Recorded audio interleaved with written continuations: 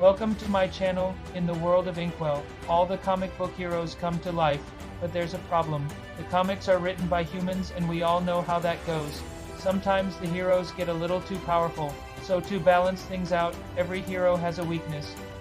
I'm here to tell you about one of the greatest heroes of them all, a hero so powerful he literally has to be erased from existence at the end of every story. His name is the Crimson Comet. He gets his powers from the ink that's in the comics, and when he uses his powers, the ink bleeds out of him, leaving him weak and vulnerable until the next story comes along and refreshes his powers. But this world is in danger because there's a villain who wants to steal the Crimson Comet's power. He's already defeated all the other heroes and now he's coming for the comet. Can you imagine the power this guy has? He's basically an immortal Superman. So join me as I continue this epic tale of the Crimson Comet and his world, a world where every comic book hero comes to life. A major problem with a lot of superhero stories is that they have to begin with the death of the parents. Now, it's not necessarily that this event has to happen in the story, that's fine, but a lot of times writers use the death of the parents as a plot device to make the hero angry so they can go off and do hero stuff. But what if we did something different? What if we took that same scenario and instead of making our hero angry, we made them really happy? Welcome to my channel. Today we are going to create a superhero whose superpower is literally being happy, so let's get into it. First things first, you need a world, and since we're dealing with a character who is all about happiness, we need a world that is devoid of happiness. Let's take inspiration from Neil Gaiman's The Sandman and create a world where all of the comic book superheroes come to life and people can now be killed by heart attacks from seeing Superman or spontaneously combust from the sheer awfulness of Marvel's new Fantastic Four. I'm sorry, that last one was just a personal attack. Anyway, this world is terrible, everyone is miserable, and since no one is having fun, no one is being their true selves, and as a result, the world is in shambles. Next, we need our hero, someone who is immune to the sadness that permeates everything.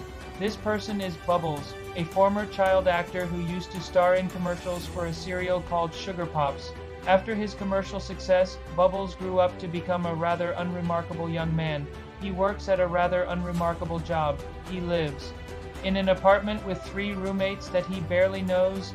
His only remaining connection to his past is his old manager, a very flamboyant man named Reginald who still wears 1982 style clothing. Reginald acts as Bubbles' moral compass, encouraging him to be the best version of himself that he can be, which is odd since Reginald is clearly not even trying to be an actual person.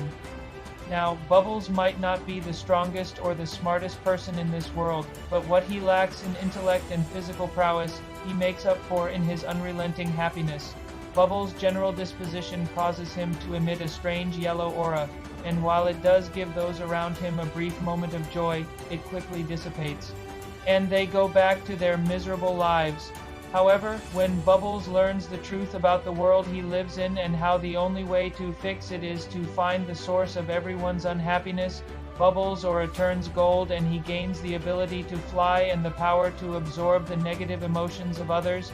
With these powers, Bubbles becomes the world's only true superhero, bringing happiness wherever he goes.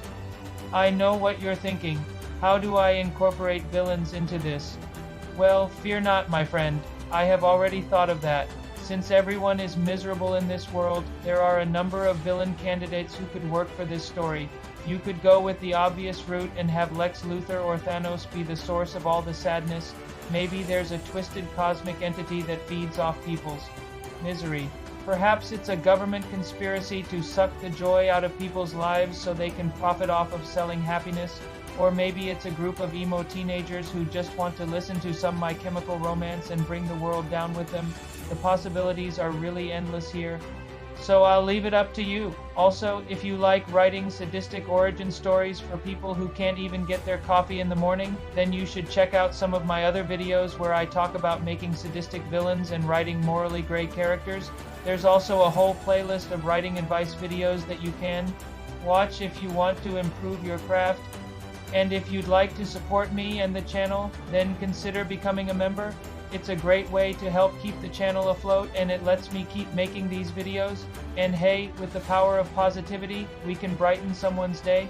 So thank you for watching and have a good one. This is the Superhero Sandbox. I'm here with a new character. The prompt today is to create a superhero origin in a world where comic superheroes come to life. Let's do this. I am an old man. I used to be young, handsome, rich, and full of vigor, but those days are gone now. All that's left is my cane, my stories, and my scars. My name is Ezekiel Croft. No one calls me that anymore. They call me Zeke, and I was once the hero known as Quicksilver. My story began long before I became a hero or even knew I would one day be one. In the world where I grew up, comic book heroes were real. Not only were they real, but they were revered like gods. When I was born, they protected our cities from supervillains. As I grew older, their faces became familiar to me. They felt like family, like friends. They were there for me through my joys and sorrows, inspiring me to be better as a person, to stand up for what's right, no matter the cost. As a boy, I would dress up as the Flash and race around my backyard pretending to be him. I would strike poses like Batman, flexing my tiny arms and growl menacingly. I would soar through the skies as Superman, my cape flowing majestically behind me. We all do silly things when we're kids, right? It's just part of growing up. But everything changed when I turned 17 years old. On my birthday, I was given a gift, a present that would change my life forever. It was a box filled with gadgets, all of them themed around the superhero Quicksilver. There was a ring that gave its wearer super speed, a belt that gave the wearer superhuman strength, gloves that could manipulate magnetic fields, boots that allowed the wearer to walk on walls, and finally a helmet that granted its wearer telepathy and the ability to fly at supersonic speeds. Now you may be asking yourself, why was I given these gifts? Why did someone want to give me these powers? The answer is simple, they didn't. These were not gifts, they were weapons. The person who gave them to me wanted me dead. You see, I was related to one of the most powerful families in the world, the Van Dyne family. At least, that's what they thought. Little did they know, I wasn't the heir apparent. I was adopted. The person who gave me these gifts wanted me dead because I was adopted, but I survived that attack. I managed to escape and hide from my attackers. I took on the alias of Quicksilver and vowed revenge. With my new powers, I hunted down the people responsible for my parents' death and made them pay for what they had done. I became a vigilante, fighting crime in the shadows, taking out bad guys and protecting the innocent. But being a vigilante is dangerous work, and I soon found myself hunted by more than just the people I was trying to stop. The police wanted me dead or alive, the other heroes wanted me contained or neutralized, and the villains wanted me on their side. See, in this world, comic book heroes were real, but so were comic book villains. And they wanted me to join them. Quicksilver was strong, faster than a speeding bullet, able to manipulate magnetic fields and even fly. But he was reckless, brash, and impulsive. He attacked anyone who stood in his way without thinking about the consequences. He was like a meteor, destroying everything in his path. One night, I found myself cornered by the combined might of the Justice League. Wonder Woman's lasso was constricting my every move. Batman's batarangs were whizzing past my head. Superman's heat vision was searing the air around me, and the Flash was too fast to see. I was outnumbered, outgunned, and about to be arrested or worse. Then something happened that changed everything. The Flash got close enough for me to reach out and touch him, and when I did, the world exploded. Everything went white, I blacked out, and when I woke up, I was lying on the ground, defeated and captured. I was taken to a secret location where I was held in a cell, guarded by the Flash and the rest of the Justice League. I tried to escape, but they were too powerful. They wouldn't let me leave. I struggled against my bonds, but it was no use. I was trapped. Then the Flash approached me. He looked different somehow. His face was more mature. His eyes were filled with wisdom.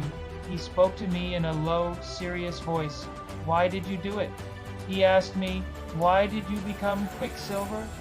I spat in his face. "It's none of your business," I said. "You have no right to ask me that." The Flash sighed. "You're wrong," he said. "We all make choices. We all have reasons for why we do what we do, but in the end, it's our choices that define us. He reached out and touched me again. Let me help you, he said. Let me show you the way. And then everything went black. When I woke up, I was back in my cell, but something was different. The walls were gone, the bars were vanished, I was free, the Flash appeared before me. Are you coming with me? He asked. You can stay here if you want to, but I think you'll be happier with us. I hesitated. I didn't trust him, but I didn't have anywhere else to go, so I nodded my head and followed him out of the building. He led me to a place unlike anything I'd ever seen before. It was a metropolis, but not the metropolis I knew. This one was filled with robots, androids, cyborgs, and other metahumans. I saw the Justice League, but they weren't fighting crime. They were running a diner. I saw the Legion of Doom, but they weren't scheming or planning. They were having a picnic. I saw the best and the worst of the best, all living together in harmony. And that's when I realized what the Flash had done. He'd brought me to Spidey's paradise, the one place in the multiverse where all the comic book heroes and villains came to relax and unwind. I didn't want to be a hero, not at first, but when I saw what was happening here, I knew I wanted to be more than just Quicksilver, the vengeful vigilante. I wanted to be someone better, someone who could protect the innocent and fight for what was right. The Flash smiled at me. Welcome to the team, he said. You may not be the Flash, but you're pretty quick. And that's how I became the superhero known as Quicksilver, a hero who ran at the speed of life. So what kind of powers does Quicksilver have? Well, let's start with his super speed. Unlike the Flash, he can't run at the speed of light, but he can run pretty damn fast. I'm talking about speeds that would put him among the fastest men alive, and don't forget about his magnetic manipulation abilities. Unlike Magneto, he can't control all metals, but he can control iron and steel. He can also fly thanks to his helmet, which allows him to manipulate air currents. He's not invincible by any means, but he's pretty durable, and let's not forget about his telepathic abilities. He can read minds, project his thoughts into others' minds, and even control their minds. But maybe the most important thing about Quicksilver is his heart. He may be a bit brash and impulsive, but he's also brave, selfless, and determined. He may not be the strongest or the smartest, but he's definitely one of the most inspiring. And now I pass the superhero sandbox on to you. What is your superhero origin story? Tell me in the comments below. And if you want to see more videos like this, hit that subscribe button. And if you really want to support the channel, consider becoming a member. Until next time, stay safe out there.